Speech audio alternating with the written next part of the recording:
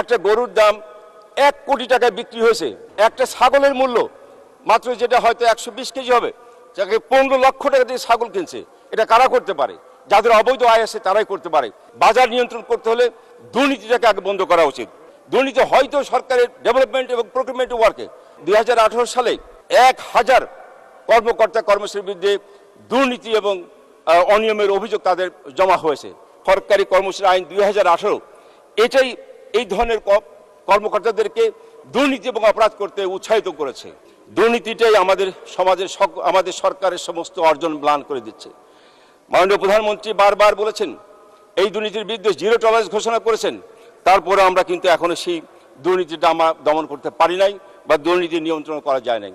আজকে যখন বাজারে অস্থিতিশীল দেখা যায়, বাজারে আমরা দেখি যে বাজারের দ্রব্যমূল্য বৃদ্ধি পায়, বাজার নিয়ন্ত্রণ করা খুব কঠিন হয়। এর একটাই কারণ, বাজার আপনি কখনোই নিয়ন্ত্রণ করতে